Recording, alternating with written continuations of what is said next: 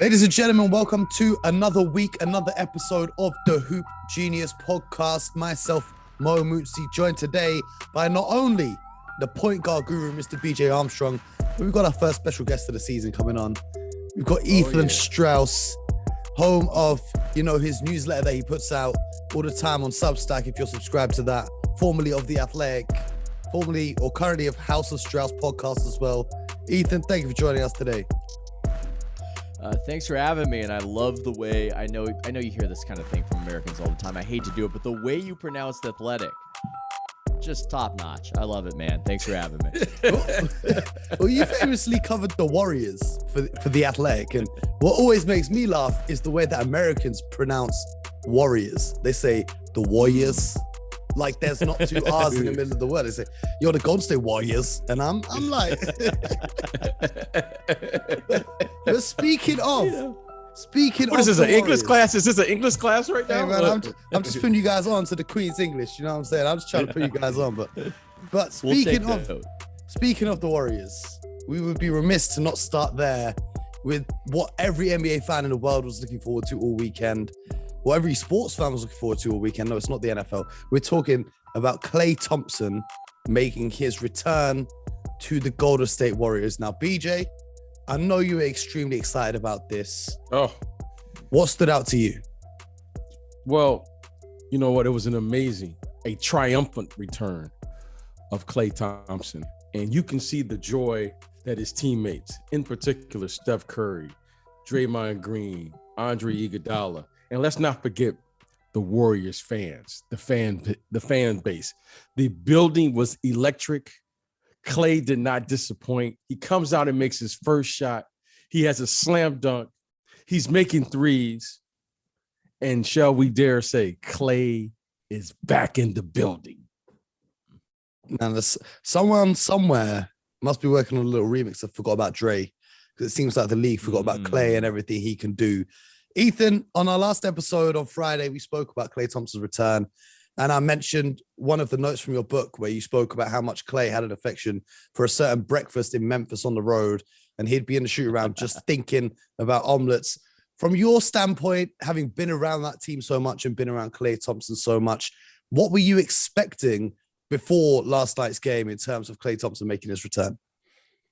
I thought it would be harder. I mean, I know he missed some shots in the mid-range, but his movement was just way better than I thought it would be. And I don't think he needs to be the same guy necessarily that he was, but damn if he didn't look like it at times. And some of the rhythm on the three-pointers, that hanging fadeaway that he did. And it reminded of how when he got hurt, when he got hurt, it was the peak of what he was doing as a basketball player in that finals. And it looked like he just picked up where he left off when he got, I think it was Jared Allen on the switch that off the dribble for the dunk. I mean, those handles, he did not have those handles when he entered the league. He had to really develop that. And he was always a hard worker. And I remember Dan Martinez, who was second in command in Warriors PR, would say on Media Day, Media Day, for those who don't know, it's like the first day of school. It's the first day of training camp. All the media's there. The players show up. And the players, they do their photographs. They're in their jerseys. But they're not there for a practice. They're there for the press conferences. But every media day, Klay would walk over and he would grab a basketball because it happens on the practice court, and he would turn it into a shooting session. None of the other players did that. That was just Klay. I mean, basketball, that's his lodestar. That's the thing he likes to fixate on, to the exclusion of a lot of other things. And to what Mo was saying, I mean, he is like that, where in Memphis, he has that omelet he likes. And one of the assistant coaches was saying that all he's thinking about is omelet, omelet, omelet. And sometimes all he's thinking about is basketball, basketball, basketball. And that's why people love him. They love him. They love him even though he does things that would piss other people off. It's endearing when he does it. I read this article by Scott Cacciola in the New York Times that Klay got a boat because he needed to do something because he didn't have basketball in his life. And he didn't even know anything about where you're supposed to park the boat. He was just parking the boat in people's boat parking spaces or whatever they're called until somebody had to pull him aside and say, dude, you've got to actually, like, you need to know there are designated places on San Francisco Harbor, some of the most expensive real estate in the world. You can't just roll up with your boat, park it on the beach and get out like that. That's not how it works. And if somebody else does this, maybe we say, oh, this guy is a jerk. But with Klay, everybody knows there's a purity to it. Everybody knows it's because his mind is on other things. And man, that guy really resonates in this area. So it was a very nice moment to see. You know, someone was asking me before the game, you know, what would I do? What would I say if he came out and didn't make a shot? And I said, listen, if Klay Thompson comes out tonight and doesn't make a shot, no one's going to be mad at him. No one's going to be firing off hot takes like they would have if Kyrie Irving had returned last week and not made a shot, because Klay is just beloved by all. You know, we all see his Instagram stories just chilling on the boat. When he took James Wiseman out on the water and was giving him some advice, that was such a wholesome moment. But what stood out to me really from last night was the fact that Steve Kerr just said straight up, Klay starting, and then they open up the game with Klay curling off a pin down and going into the paint to get a bucket. Now, BJ, we spoke about last week, once you had an injury, the confidence in your joints, your legs, your ankles, your knees, etc. Klay looked completely confident. The other thing I loved, he looked completely in sync with all of his teammates, bearing in mind how different this squad looks to the team that he left, you know, a couple seasons ago. It's been, 941 days since he was last on the NBA court. Ooh. So, you know, having been out for such a long period of time, the team has changed, the personnel has changed, everything around the squad has changed. I spoke to my guy, Chris Thomas, one of the skill development coaches around the league last night. I said, we were just speaking about the league in general yesterday. I said, who'd you like for the West? Because we were speaking about Phoenix and we were speaking about the Lakers. And he said, listen, all depends on Klay. If Klay comes back and looks nice, I'm rocking with the Golden State Warriors. So do you think at this point in time, BJ, that the Golden State Warriors now have to be favorites, given that that was game one of Klay Thompson's return, and it surely should just go up and up after this? Well, guys, we have to assume that there was a lot of adrenaline in the building, and we want to see how Klay is going to return on day two. And tonight, there wasn't going to be anything. A pack of wolves, a hurricane was going to stop Klay Thompson to getting to that court. And it showed. I mean, the excitement was there. The adrenaline was there. He comes out to a standing ovation. He makes his, how about this, guys? Your first play, and you haven't played in over 2 years, and the coach designs the first play for Klay Thompson to come out, and he does what Klay Thompson does. You know, I was just really surprised of how much confidence the guys were giving him for what he's been able to do and overcome. And you can see they were looking for him. You can see that they were going to maximize his 20 minutes on the court. You can see that they were going to incorporate him, and they wanted to make him feel comfortable. I mean, it started right from the tip. I mean, Draymond Green couldn't even play, but he wanted to start with Klay and Steph. You can see what Steph was doing and cheering for Klay every time he did anything. And he, you know, I mean, look, as a shooter myself, or an ex-shooter, I mean, the guy gets up 18 shots. I know you still got it on you. I know you still got it on you. Don't even say ex-shooter. I know you still got it on you. The guy gets up 18. He gets up, wait a minute. I just want to say it. He gets up 18 shots. That to me was like, he still got it, guys. He still got it. I'm not trying to kiss BJ's ass over here, but I do think you're an underrated shooter. I do think you're somebody where I don't know if people really know about it. And I was recently watching, I mean, I'm wondering, did you do a lot of those pin downs? Because maybe let's talk about that pin down that they started off. Because I remember you shot a lot of mid-range back in the day. That pin down, I think that's a really important play for them. I think it's very important that in between mid-range, I know mid-range isn't the shot you necessarily want, but they operate out of that. It's important for the rhythm of their offense that they can do that. And it drives a lot of defensive, attention in that direction. Depending on how teams play it, it can open up a layup for somebody else. If there's nothing there, you can pass out of it. It seems like they were missing that. You could do it. You could do it a little bit. Maybe with Jordan Poole, you could try it, but it's not Klay Thompson. It's not Klay Thompson off that pin down. And I don't know how good Klay's going to be. I don't know if he's going to be exactly who he was, but he's going to get the defensive attention on that play from here till the, forever probably. And so, yeah, that was one of my takeaways when I saw that. It was just, oh yeah, I miss this. I miss this in the Warriors offense. This is something familiar. This is something that establishes rhythm. This is something they operate out of, and they haven't had it for over 900 days. There was a play where, I've seen Steph, he came up to set a screen, Klay came up to set a screen for Steph. He kind of ghost screens him with the slide screen where he hits to the side. Steph hits him with a pass, then Klay just goes off the dribble, and that's when he hit that really nice kind of almost fading away mid-range jump shot going towards the baseline. And then a couple of possessions later, Klay gets the ball at the top and he realizes it's Lauri Markkanen guarding him. So he just takes a couple dribbles, gets to the free throw line extended, pulls up. He must have been watching all the film because he knows Lauri Markkanen ain't trying to stop that. So he rises up, drains that mid-range. So yeah, I think you're completely spot on with the 3-point shooting is what Klay Thompson's built his reputation on. And that's what, kind of the everyday fan takes away. But I think it's all those little things, especially in the mid-range. And now it just gives them another option. And I think what's going to happen now is Steph Curry, since he broke that 3-point record, has been getting so much more attention from defenses that he's, some people have been saying he's been in a bit of a slump and his shooting percentage has gone down over the last couple of weeks. But now having Klay Thompson back out there on the court is going to give Steph a little more freedom and a little bit less attention from the defense because other teams are now more worried about this whole new monster that they've got to deal with in headband Klay. Mm-hmm.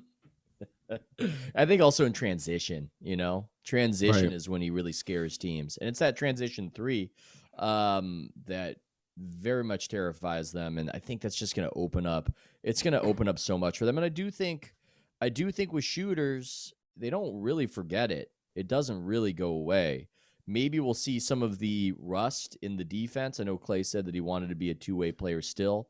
It's what he takes pride in. I mean, nobody saw him as that coming into the league. He worked really hard with the assistant coach, Darren Erman, and some other people to really build himself into that. So we'll see. We'll see how good he is at that. But just offensively, I don't want to get ahead of myself, but it just looks like the Warriors are the Warriors. What can I say?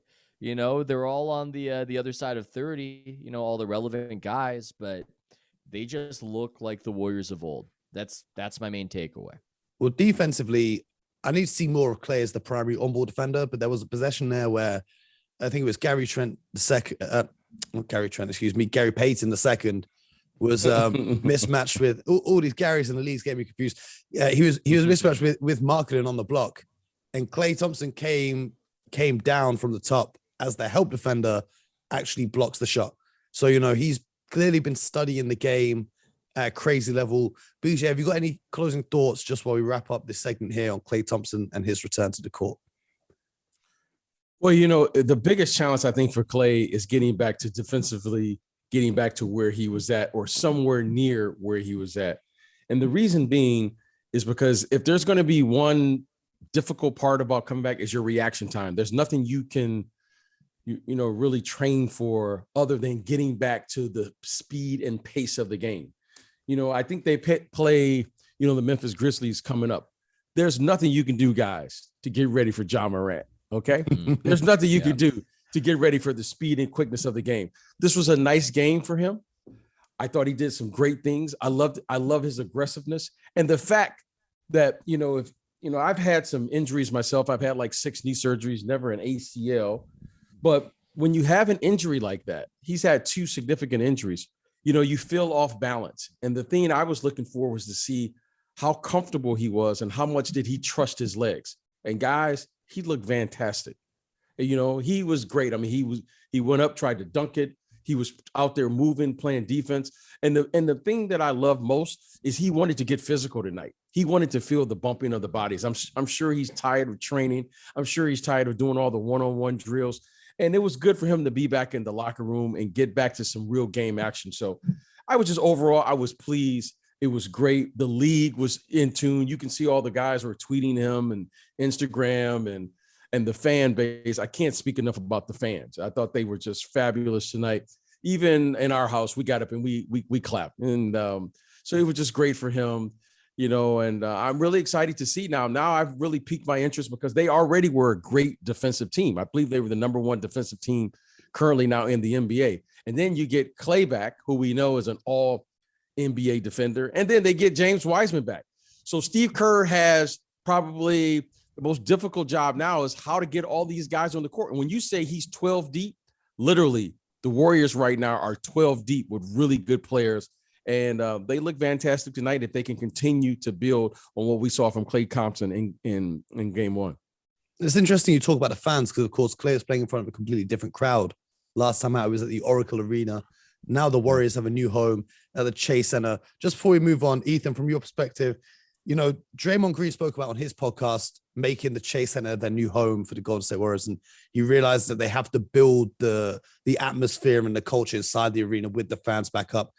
From your perspective, having been at Oracle so many times, now looking in, maybe as more of an outsider now rather than being an insider as before, how much of that home field do you think there currently is in the Chase Center, and how much is there still to go? Yeah, I think that it's probably this year with how good the Warriors are and just talking to people, one of the best environments in the NBA. I mean, we might get into more general issues of the NBA.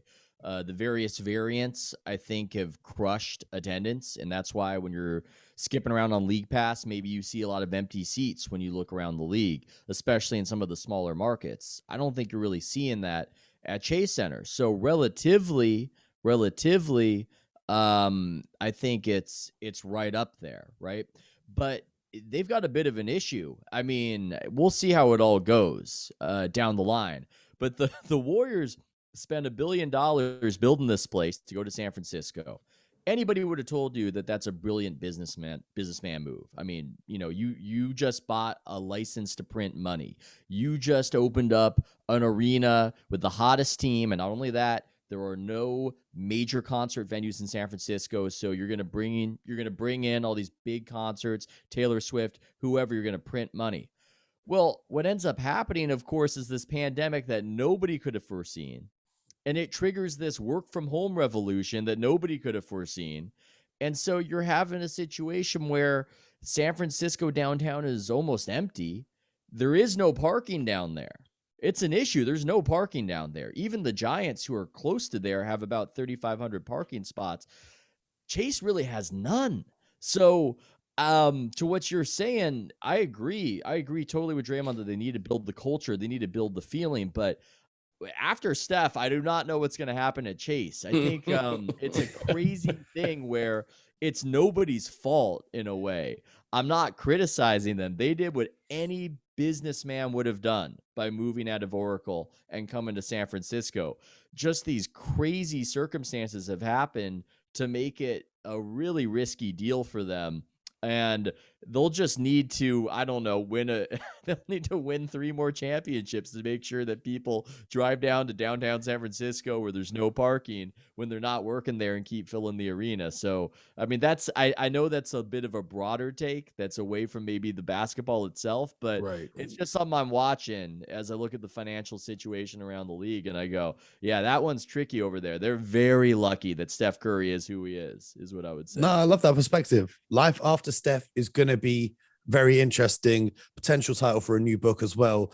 But we've got to talk about some other happenings around the league because it has been 941 days since Klay Thompson played in an NBA game. And 941 days ago, a certain Mr. Ja Morant was still at Murray State University. He was undergoing knee surgery. And people were talking about the Grizzlies drafting him to come in and be a backup to Mike Conley. Now, who would have thought that 2 seasons later, Ja Morant is playing so well. When I tell BJ I'm watching the Grizzlies game, he's telling me, no, you're not. You're watching the Ja Morant show. He came to the game last night against the Los Angeles Lakers. Once again, it seems like he always shows up in these big games, or I don't know if it's a big game against the Lakers now, considering they're like barely a 500 team, but if LeBron James is there, it's a huge game. Shows up and once again leaves with the highlight of the night, and everyone's saying he's kind of the almost the most valuable player on the court. BJ, I know you've been waiting all evening to talk about this. What have you seen from Ja Morant this time around? I'm running out of words. I'm running out of descriptive words to really describe to the listener if you didn't get a chance to watch this young man, not only this season, but tonight in particular. When they say showtime in LA, tonight was show time, Mr. Ja Morant style. He brought all the smoke. He put on an incredible display of athleticism. You talk about managing the game. Ja Morant right now is arguably the best point guard in the league. Mo, he's arguably right now the most dominant point guard in the entire NBA. And I'm saying this, and all due respect to, Steph Curry, Damian Lillard, Kyrie Irving, Ja Morant right now, Mo, is in the conversation.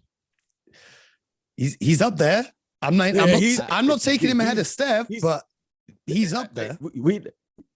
He is up there, and we're gonna get a chance to see it here really soon, Mo. And you and I should be watching this game. But I'm just telling you right now, guys, besides being an incredible, basketball player that he is, an individual basketball player, this is a very good team now. And they're playing great team basketball. And you can see now their momentum is starting to build. And why do I say that? Is because they're starting to win on the road. 9 games in a row. Okay. And right now, guys, Ja Morant is a special player. You're not going to stop him. You can only hope to contain him now. They have a star. And if they continue to get contributions from their role players, the Jaren Jacksons, so forth and so on, this is going to be a very dangerous team. I'm really looking forward. I think it's coming up this week when they play the Golden State Warriors. I think this will be a measuring game. And when you say a game that has a lot of importance for Memphis, they can really make a statement to the rest of the league. So, look out, guys, for this Memphis Grizzlies team. They're really playing terrific basketball, a really good team, and they're really fun to watch. Because maybe I'm here to try to do the 30,000-foot view perspective. This might sound crazy. I think Ja Morant is not just important to the Grizzlies, obviously. I think he's really important to the league right now. I think he is. The league is in a place. We talked about after Steph Curry, the influence on Chase, the influence on the Warriors. I mean, it's bigger than that. I mean, the league has 2 superstars. It's Steph Curry, LeBron James. As far as I know, people are going to say, they're going to start listing guys. Giannis. No, I'm talking about like box office. I'm talking about move the needle in the United States of America. I call it. Even my mom knows who that is. LeBron James and Steph Curry. Exactly. Giannis is incredible. He deserves to have I went over to my wife's family's place around the Christmas holiday. They don't know who Giannis is. They know the guys they've heard of, obviously Curry, LeBron. It's an elite group to get in there, right? Kobe, Michael Jordan. It's an elite group to have that household name resonance. Giannis doesn't have it. It's not his fault. He's from a small Eastern European country. I think that's maybe a block. It's not his fault, but it's just the case. Ja Morant has that thing. He's got that thing. He's got that thing that Iverson had. He's got that charisma. There's something to him. And Nike is behind him. That's the other big thing. They did a whole ad campaign for him. They didn't do that for Giannis. Giannis won the championship. No Nike ad campaign for Giannis. They did one for Ja Morant. It's a good ad, too. This brings me on to what I was going to say is, obviously, Zion Williamson, who was drafted just ahead of him, has really been unfortunate with the injuries. But you've seen Jordan Brand in particular put out the Zion 1 signature sneaker, as you can see right behind me, the Zion 1 sneaker. They put a whole campaign. They got some fantastic documentary makers to make a fantastic documentary. It's called The Next Dance. Search on YouTube if you haven't seen it yet. I'm going to plug myself because it's my podcast. But my question to you, Ethan, because in your book that I've been reading, you speak a lot about the impact of sneakers and sneaker company on the NBA. You talk about Steph's Under Armour deal, Katie's business at Nike, and you go on to mention a bunch of the insiders at Nike. How far away are we, do you think, from seeing a Ja Morant signature sneaker? Because the signature sneaker club at Nike is very exclusive. But if Paul George has got one, I see no reason why Ja Morant doesn't have one. That ad campaign, I think, tipped their hand that you're going to see it sooner rather than later. And like I said, it's a good ad. I think the slogan from it is "Says who." You know, a small market guy can't be a superstar, and he says who. That's the theme of it. I think if they're smart, they're going to bet on him because markets matter, but I think the player matters more and the story matters more. If you've got a story, I mean, what kind of market was Cleveland among the other markets? It doesn't matter. It's they had LeBron James back then, and they had LeBron's story. And so it's all about finding that story because I think we get lost in the weeds sometimes. If you know the league and inside and out, and you know the nuances, you forget that the general public needs some kind of story. That's how we relate to things. We relate to things through narrative. And so that's the thread Nike has to find in addition to making a really good sneaker is this is why you should pay attention to this guy out in Memphis, a city you're probably never going to go to, but this is the show you're going to have to see. Lucky for them with highlights like that block. That block that we saw tonight. I mean, a lot of it is two hands in the sky. Listen, that's crazy. Yeah. Some players go their whole career and maybe have one highlight that big. This guy's out here doing it week after week after week. It's ridiculous, but it's something I always think about. It's hard to really figure out why some guys really pop and why they become household names and some guys don't. I don't know why Chris Paul can't really sell a jersey. Right? I don't know. I think we know why. I think we all know why no one wants to wear a Chris Paul jersey.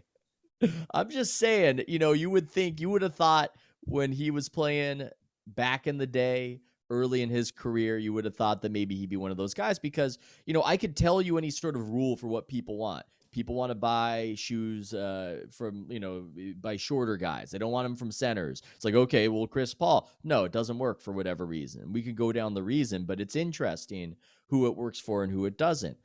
I don't know anything. I just know that Ja Morant's one of those guys, or he can be one of those guys. Yeah. So his career right now for the NBA, which at the present moment has the kind of viewership that it almost had after Jordan retired when it took that nosedive. They're going to have LeBron and Steph age out eventually. Somebody's got to take that mantle. Like you were saying, it was supposed to be Zion. That's not really working. I think Ja Morant is the most important player for the NBA's future right now, as crazy as that might sound. Now, that So What campaign is reminding me of the Russell Westbrook Why Not campaign. Now, Russell Westbrook, his latest sneaker advert, the advert begins with a jump shot missing, which fans have taken delight in mocking all over social media. But now we're seeing a lot of comparisons between Ja Morant and Russell Westbrook and even a young Derrick Rose. Now, BJ, from a basketball perspective, how close do you think Ja Morant is to reaching those levels? And Ethan, from a business perspective, how close do you think Ja Morant can get to peak Russell Westbrook? I don't know if he's quite close to surpassing that, but more importantly, Derrick Rose in his younger days, when he was doing his sneaker tours all over the world, how close do you think he can get to that?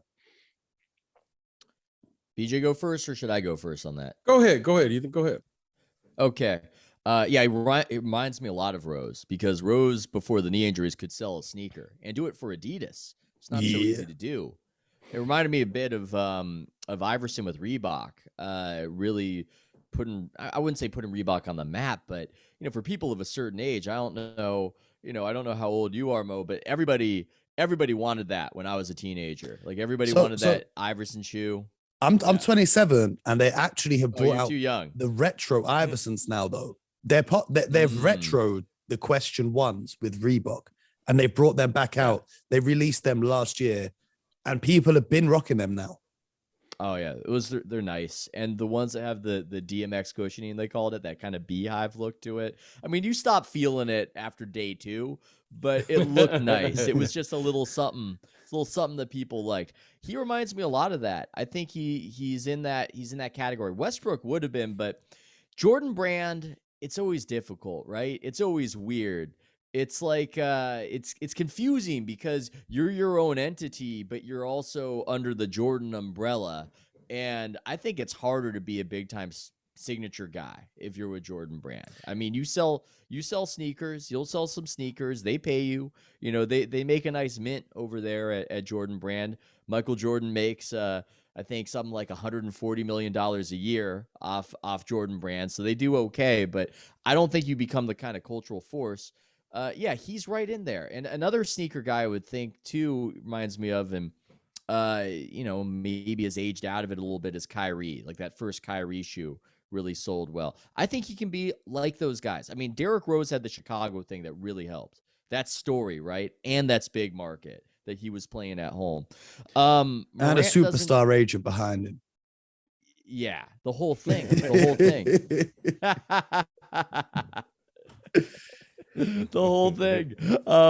But I think again, I'm reiterating, I think he's the total package. You need some sort of story. You need some sort of story that somebody in my family that doesn't follow basketball but likes sports will go, oh yeah, that's the guy who. They need that. That's what they got to come up with. BJ, on the court, how are you seeing this? Well, you can't have one without the other. And, I grew up as a young kid watching Julius Erving and Magic Johnson and Larry Bird, and Converse was selling sneakers. And the one thing that really captured the American audience in particular, and which went on to the global audience, was when Jordan came along, he captured the imagination. You wanted to go to the game because you were like, oh, I've never seen this before. Okay. And when I was listening to Ethan talk about he has that it factor, right? We always talk about he has it. I don't know what it is, but you hear people talk about it. And I don't know exactly what it is, but I know it when I see it. And when I first saw Derrick Rose play, I was like, he has it. They were like, what? Like, he can't shoot. They told me Ja Morant can't shoot. He has it. Jordan couldn't shoot, but he has it. And that it is, when a player captures the imagination of the audience, right? There are players and then there are performers. Like Steph Curry has captured the global imagination of anyone who watches. Just yesterday, I was at a basketball camp for like 8-year-olds, and I saw all the kids trying to shoot threes. And I was just laughing to myself because you can see Steph Curry has captured now the imagination. And everyone was like, oh yeah, shoot it like Steph. I heard like parents talking. And I was thinking to myself, like, when you see that, like tonight, I'm watching Ja Morant because you could possibly see something you've never seen before. You see that lob? His whole head was above the rim. And he had to like duck. And that wasn't even the biggest highlight of the night. Yeah, he's doing things now that, we're all saying, wow, how are we going to describe this guy? Who do we compare him to? Right now we compare him to Russell. No, he's not Russell. No, he's not Derrick Rose. Okay, Derrick Rose was a different player than Ja Morant. Ja Morant is the first Ja Morant. You're seeing someone now do something you just haven't seen. And what I mean, you haven't seen, he's in a small market. There was no expectations for him to make the playoffs. No one was thinking Ja Morant was going to take the league like this. Derrick Rose came in with a lot of hype, and he delivered on the hype. And he did, like Ethan mentioned, he did sell shoes and he performed. But this young man is doing something entirely different. He's doing it in a small market. And more importantly, he's doing this in the Western Conference. And we always, for the last 2 or 3 years, we keep saying the Western Conference is way stronger. And somehow, some way, he continues to shine on the biggest stage.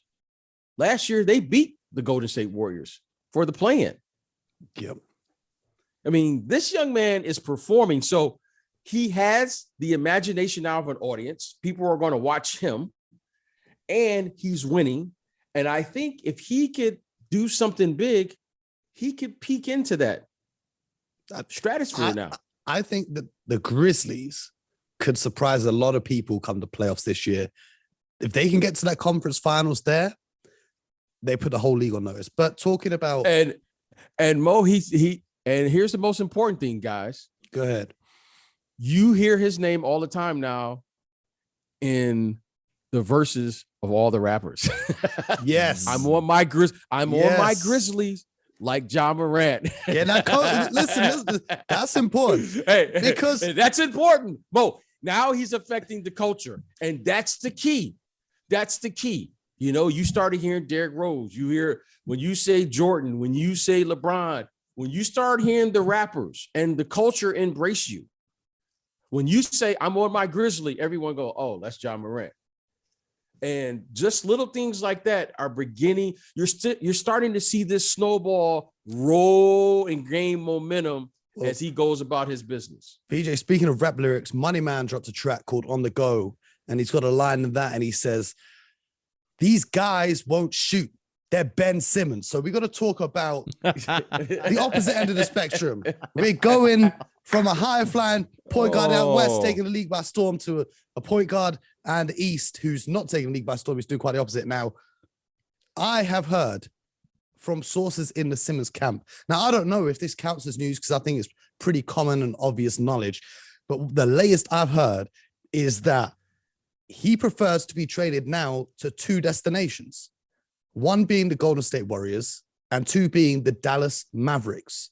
But right now, he is not hopeful at all that the Philadelphia Sixers will even trade him. He knows that the Golden State Warriors is very, very unlikely to happen, but he fears that the Sixers may not trade him at all before the deadline. What are your guys' takes on this whole saga that we're going to hear more and more about for the next month until the trade deadline finally appears? It does remind of, I mean, it's the obvious rejoinder that people would have of, I prefer to be dating Scarlett Johansson. Like, that would be the preference. Yeah. Like, that would be the preference. Like, I'm open to such a eventuality. You know? That's great. That is great. I mean, maybe Dallas. I mean, but the Warriors, I don't know, man. That would be a big risk. Could you imagine them? Could you imagine them doing that? I mean, no, not at all. That'd be a ballsy move. But I think it just goes to show, you know, what you speak about in your book in terms of Steve Kerr having his team play with the joy that kind of attracted Kevin Durant to them in the first place, and the fact that they wouldn't need him to shoot the ball at all. And that's kind of why he thinks their style of play would suit him best. But I completely agree with you, because I also, you know, Scarlett Johansson's there. Who's not going to say that? But what intrigued me is the Dallas one, though. Given that Luka Doncic is such a ball-dominant guard, what do you think about that fit? I mean, maybe if I could be creative and really think about it, I could come up with some sort of way it would work. But I think part of his problem is he wants to be the guy, but a team of a certain quality is a team that he might not really be the guy on. So I don't know. I don't know when reality is going to come into focus for him. This has not worked out for him. It's not been handled well by his camp. I mean, he's just lost a lot of time, and the problem is I don't know if he can see himself properly. I think he might see himself as what we were saying about Ja Morant, right? I mean, he's acting that way. He's acting like he has Anthony Davis type leverage, or he did. But even if, hey, I'm an all-star and that guy's an all-star, that might be the way he's thinking about it. It's a world of difference. And he doesn't have a superstar's leverage when he's been trying to dictate the action.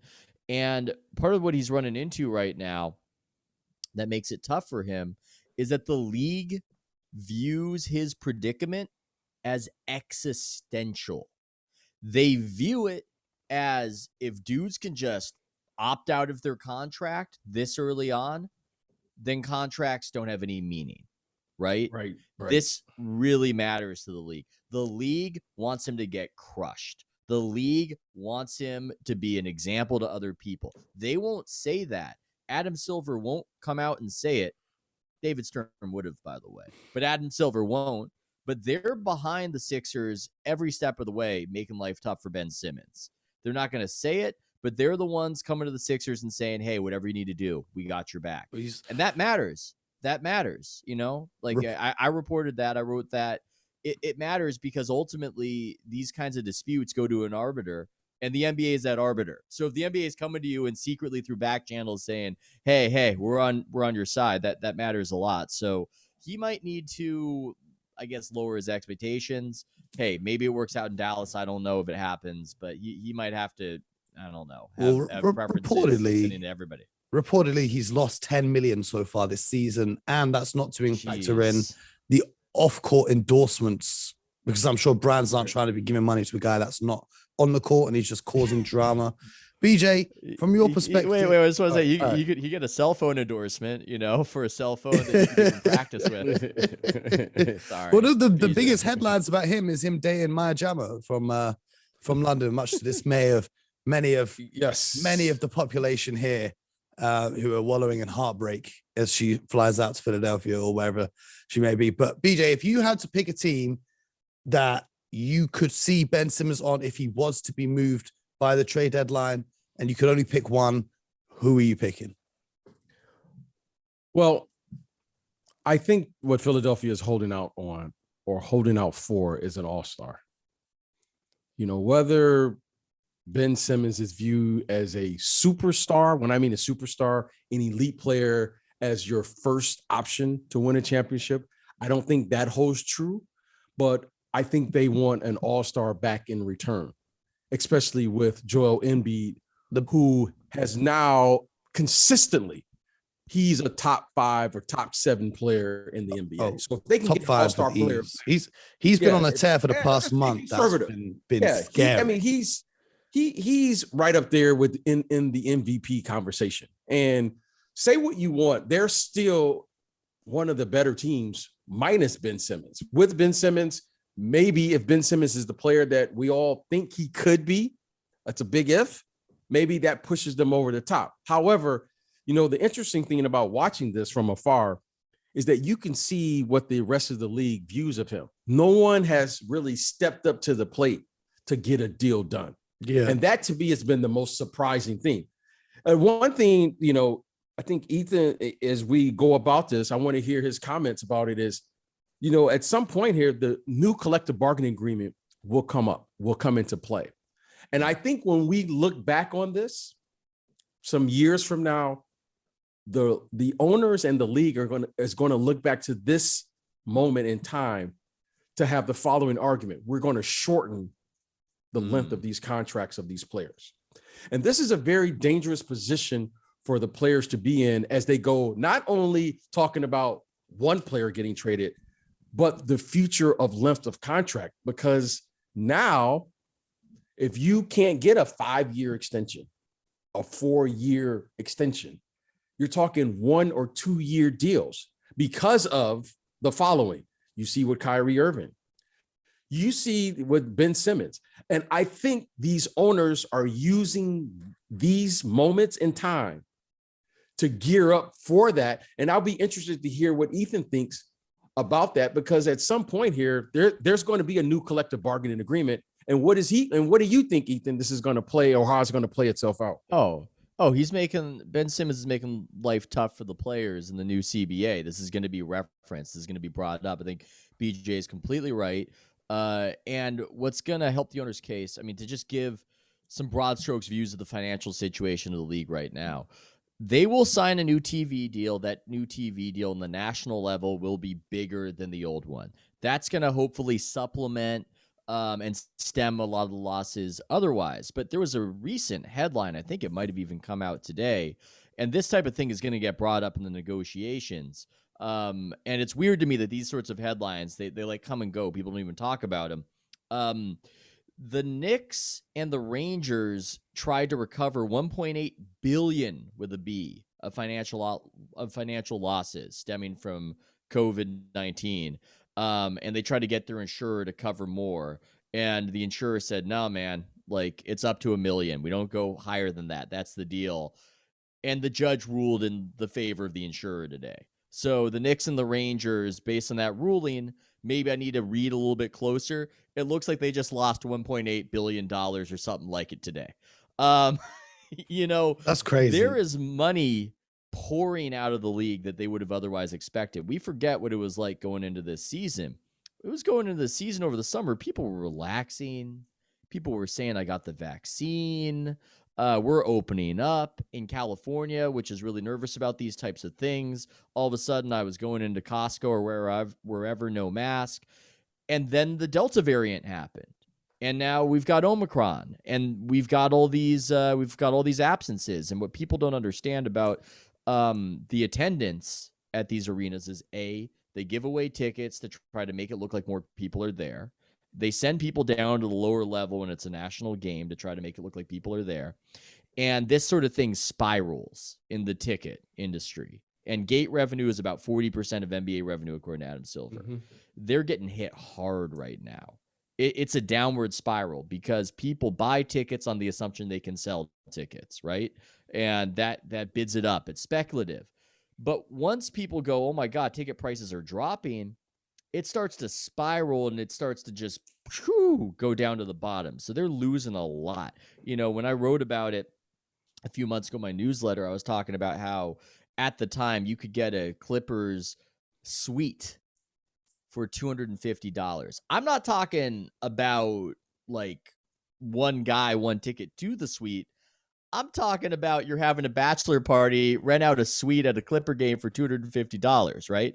So you're seeing losses. There was a Western Conference team I mentioned that had 15 of 38 of their suites empty. So the league is getting hit hard. So I think that's going to get referenced. Situations like this with Ben Simmons is going to get referenced. And they're going to have a strong case to make. They're going to have a strong play to make when they try to wrench back some of the control and some of the dollars from the players. I think it could be a brutal negotiation. We're already seeing it right now in baseball where the players have been locked out by the owners. Man, listen, it's tough times. It's scary times. The one thing that can bring you comfort in these tough and scary times is subscribing to the Hoop Genius podcast for daily updates around the NBA. Ethan Strauss, thank you for joining us on this episode. BJ, thank you for rocking here as well as always. And you guys at home, keep spreading the love. Anything to close with from you guys? I'll just plug House of Strauss. It's my newsletter. I'd say, hey, you know, not everybody wants to pay for information, but I got information on there that nobody else has. So in my opinion, it's well worth a look. I Make sure you check from my man. Make sure you check from my man, Ethan Strauss. He does a fantastic job. And we really appreciate him coming on here with us and rocking with us because, Mo, you know the vibes. You always know the vibes. Listen, I co-signed a newsletter. It's very interesting, especially if you're interested in the business of basketball and some of the on-court stuff that Ethan just given you a little glimpse into. Go and check that out. If you follow him on Twitter, you can find out all the information you need to know. Anything else that we need to tell the people about, because I've been reading Ethan's book, The Victory Machine, that I'm going to be reviewing live on Twitter Spaces later today and over on my YouTube channel. Ethan, let me ask you this one thing before we wrap up the podcast. Is there another book in the works? Is there going to be another book on the way? Maybe down the road. You know, it's crazy. I was about to sign a deal for a second book, and I decided to drop it because I realized I had to put all the effort into the newsletter. And frankly, I have to say, I don't want to make it sound like I'm rich overnight or anything like that, but economically, the newsletter made a lot more sense than the book. So down the road, I would like to write another one, but at least in the meantime, I had to put all that energy and those ideas into the newsletter. Maybe down the road, we shall see. Hopefully, man, I'll be looking forward to it. Economically, for you guys, we do all this for free for you, so make sure you subscribe, leave a review, tell a friend, tweet it out, whatever you want. But until next time, thank you for rocking with us and get buckets.